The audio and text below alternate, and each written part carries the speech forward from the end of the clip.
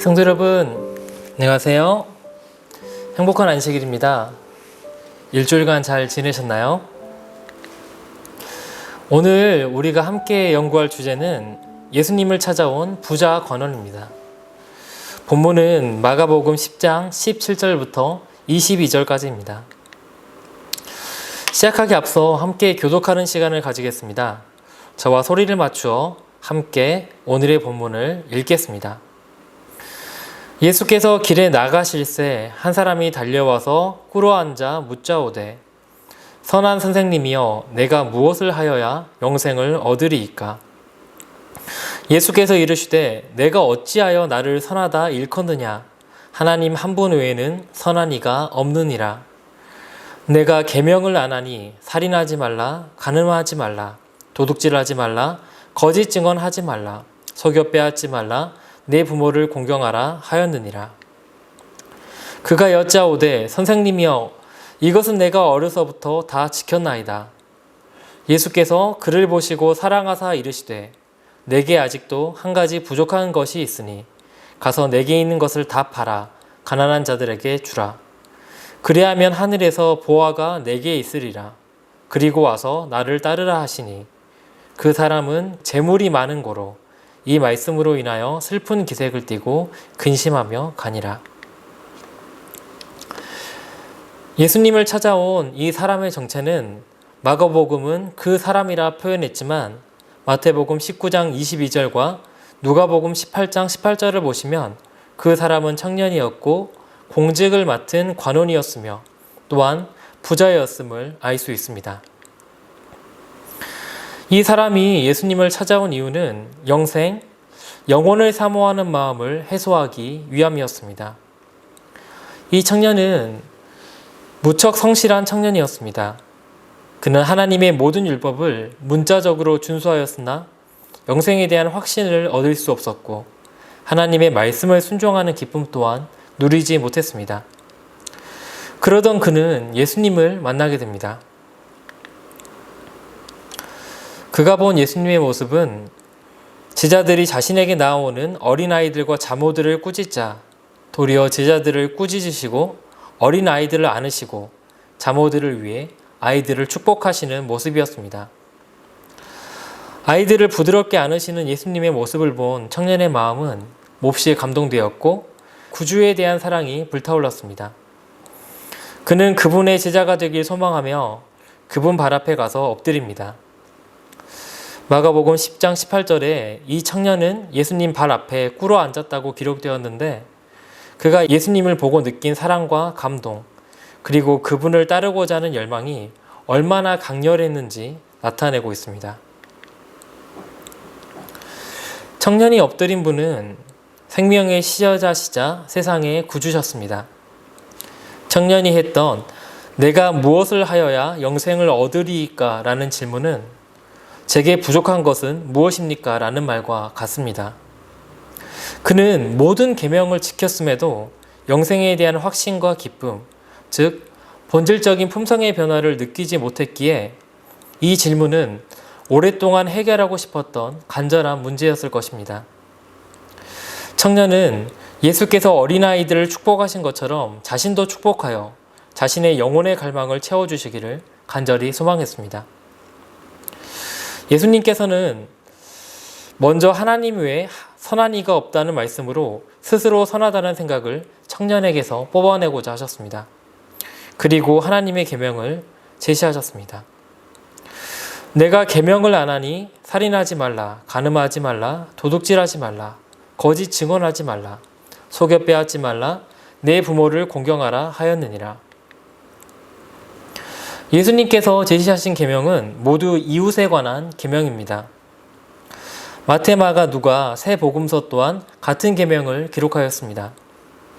그런데 예수님께서 제시한 계명을 자세히 보시면 모두 표면적인 행동보다 그 마음의 동기를 강조한 계명입니다. 말씀은 하나님께서 보시는 것은 표면적인 행동이 아닌 그 마음의 동기임을 증언합니다. 미워하는 것은 살인이라 하셨고 음욕을 품었을 때 간음한 것이라 하셨고 또한 자신의 재물이 아까워 고르반이라 선언하고 성전에 바친 뒤 고의적으로 부모님을 섬기지 않는 것 또한 죄라고 지적하셨습니다. 이는 지금 그리스도께서 하늘 지성소에서 정결사업을 통하여 우리의 죄를 사하시고 우리 마음에 하나님의 품성을 창조하시는 것과도 연관이 있습니다. 우리는 하나님의 품성으로 하나님의 계명을 지키게 될 것입니다. 다시 말씀으로 돌아오면 예수님께서 제시하신 계명을 들은 청년은 당당한 태도로 이 모든 것을 지켰다라고 대답합니다. 그리고 예수님께서는 드디어 청년이 갈망했던 영생을 얻는 방법을 직접 제시하십니다. 예수께서 그를 보시고 사랑하사 이르시되 내게 아직도 한 가지 부족한 것이 있으니 가서 내게 있는 것을 다 팔아 가난한 자에게 주라. 그리하면 하늘에서 보화가 내게 있으리라. 그리고 와서 나를 따르라 하시니. 청년이 그토록 원했던 영생이 영생을 주시는 분에 의하여 제시되었습니다. 그런데 영생을 얻는 방법은 청년에게 기쁨이 아닌 근심이 되었습니다. 말씀은 그 청년, 즉 부자 건원이 이 말씀을 듣고 심히 근심하였고 또한 슬퍼하였으며 결국 그리스도를 떠나버린 슬픈 사실을 우리에게 증언하고 있습니다. 여러분이 만약 부자 관원이었다 생각해 보십시오. 예수님께서 저 말씀을 하시면 우리는 기뻐하면서 말씀에 순종하고 예수님을 따랐을까요? 아니면 청년처럼 근심하며 슬퍼했을까요?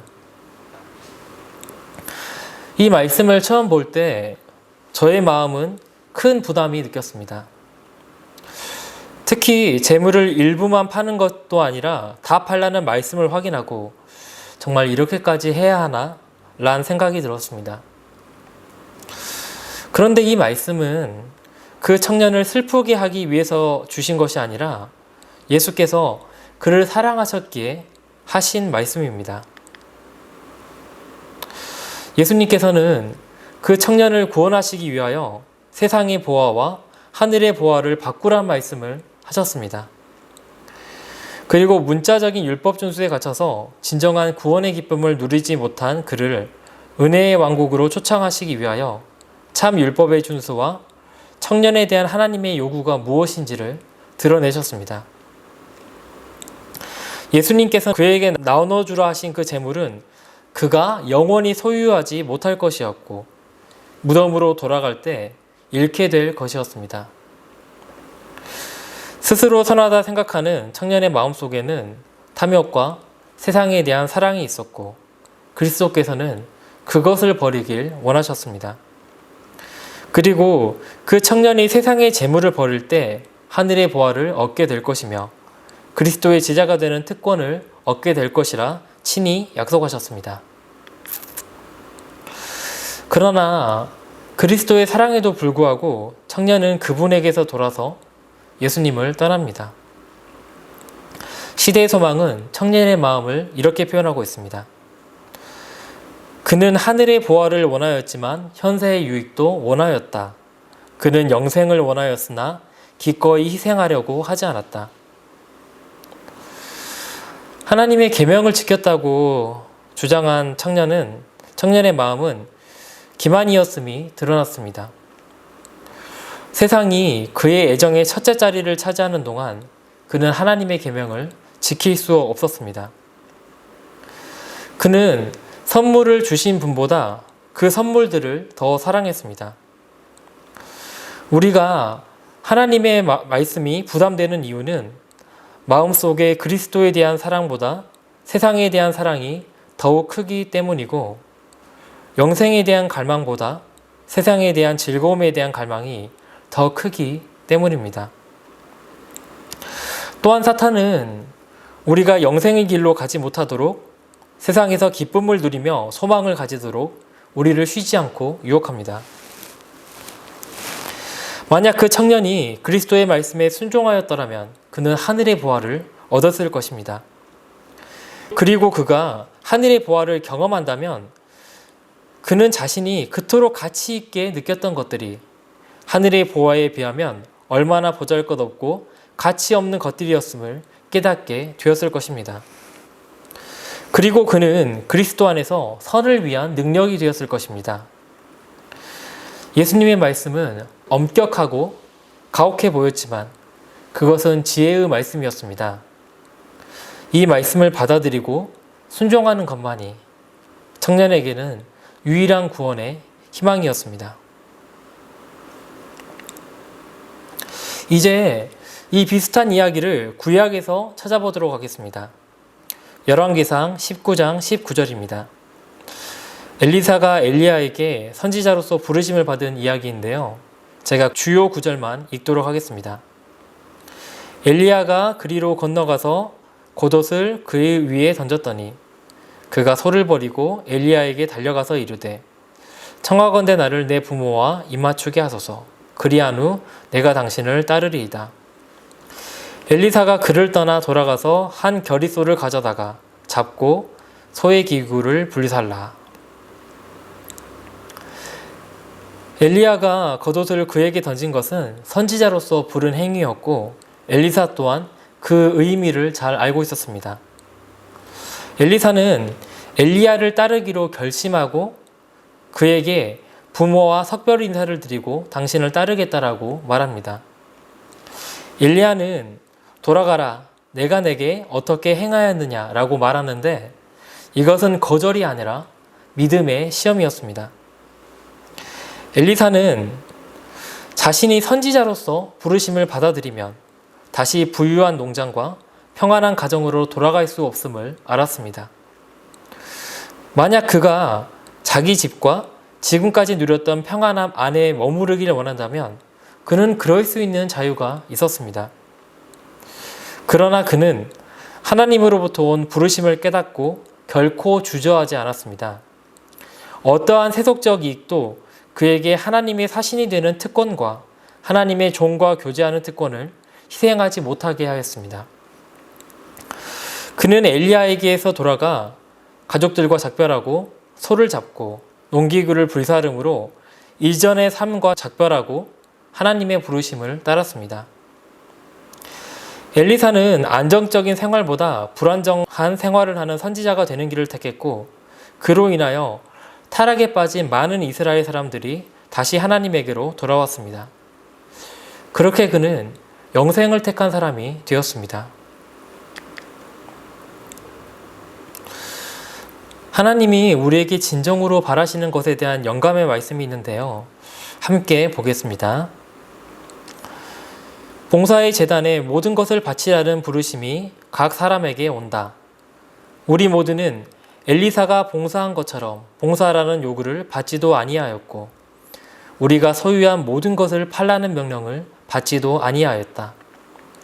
그러나 하나님께서는 우리의 생애의 첫 자리를 당신의 봉사사업에 바치고 하루라도 세상에서 당신의 사업을 전진시키기 위하여 무슨 일을 하지 않고는 보내지 않도록 하라고 요구하신다.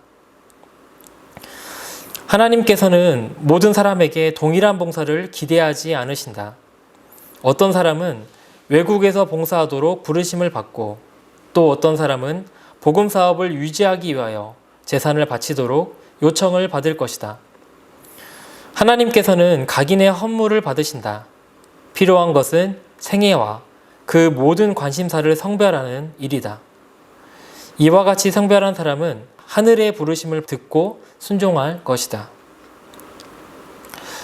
하나님이 우리를 인도하시는 그 길은 우리가 그 결말을 알았더라면 반드시 선택할 최선의 길입니다.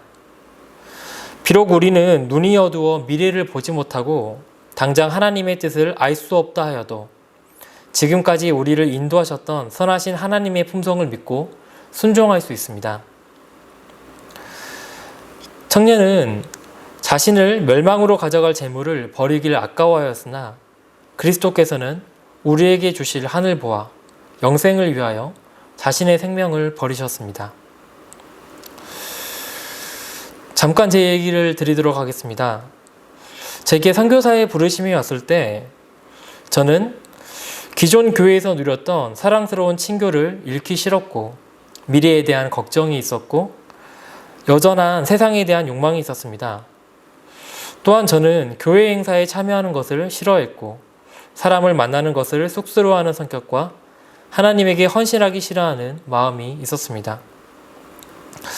그러나 하나님께서는 제게 선교사가 되고 싶다는 열망과 이번에는 주님의 부르심에 순종해야겠다는 거룩한 부담과 확신을 주셨습니다. 이 두 마음은 투쟁하였으나 하나님께서 주신 열망과 부르심에 대한 확신이 더 컸습니다. 하나님께 순종하고 부르심을 받아들였을 때 제가 지금 사는 현재는 그때는 기대할 수도 없었던 미래입니다. 저는 그리스도를 만났고 이전에 알지 못했던 놀라운 진리들을 깨달았습니다. 그분의 사업에 참여했을 때 영혼에 대한 기쁨과 그리스도의 거룩한 품성에 대한 갈망과 또한 영생에 대한 갈망을 가지게 되었습니다. 주님께서는 우리가 경험하지 않고는 알 수 없는 하늘의 보화를 주시기 위하여 우리에게 버리라고 요구하십니다. 우리는 비록 결말을 알지 못하여도 그분의 품성을 믿음으로 순종하고 따라갈 수 있습니다.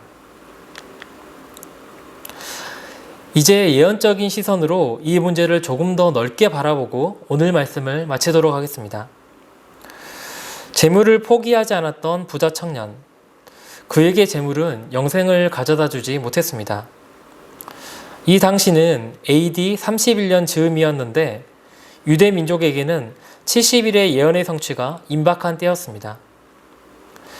예수님께서는 수차례 눈물로써 예루살렘에게 코앞으로 다가온 멸망의 위기를 경고하셨지만 사람들은 경고를 무시하고 지금의 이 평화가 영원히 지속될 것처럼 살았습니다. 그리고 AD 70년 예루살렘은 로마군에 의해 멸망당합니다. 예루살렘뿐만이 아니었습니다. 로마 군대는 예루살렘뿐만 아니라 수많은 유대 고을 또한 초토화시켰습니다.